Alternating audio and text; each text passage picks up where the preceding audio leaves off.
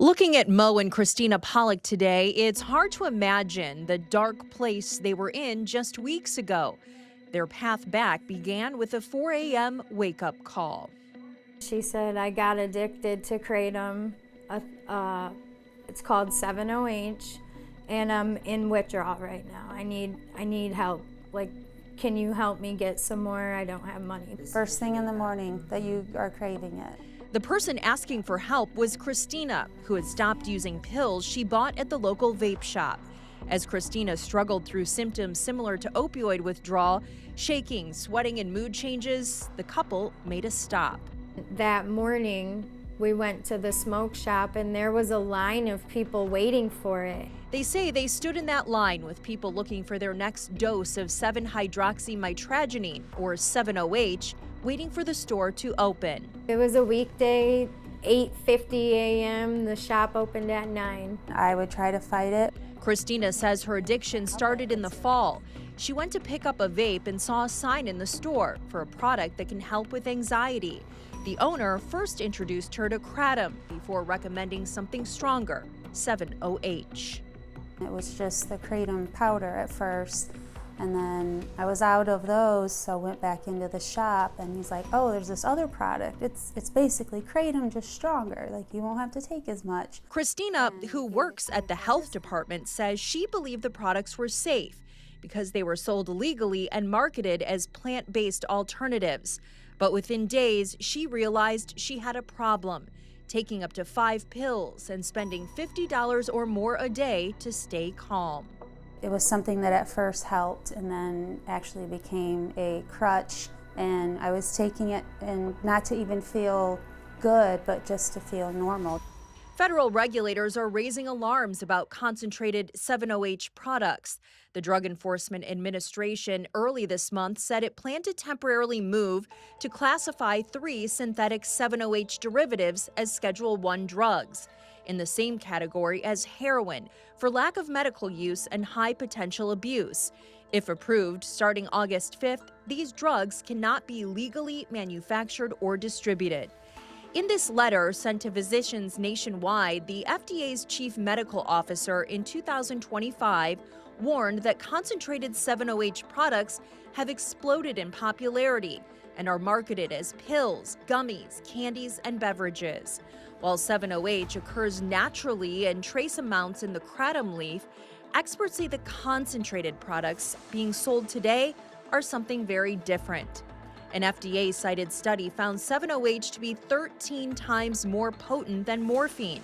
The agency also warns some enhanced kratom products contain levels of 7-OH up to 500% higher than what would naturally occur in the plant. Nate Kielmeyer works with patients seeking treatment and confirms people come to Team Recovery extremely addicted and in need of an inpatient detox program. If you're using it every single day and your body is dependent on it, you're going to go through withdrawal. You're going to have to go through a detox process. People that come in on kratom are sick. It's no different than opiate withdrawal. Christina spent 2 weeks in a detox center, and she isn't alone. Treatment providers say they're seeing more patients addicted specifically to 7-OH and experiencing withdrawal symptoms when they try to stop. And the concern extends beyond addiction. The FDA says it's receiving increased reports of serious adverse events associated with 7-OH, including respiratory depression and deaths. The Lucas County Coroner's Office attributed 2 deaths this year to 7-OH. In one case, the packaging with missing tablets was found at the death scene. No other drugs were found in either's system, and it appeared that the 2 were trying to treat mental health issues and were not illicit drug users. The most common who use it are those who are treating depression, anxiety, ADHD, PTSD, and then other things along with that. But that's like 70% of them is who's using it. Shinover says she's kept up at night by the lack of awareness most people have about this drug.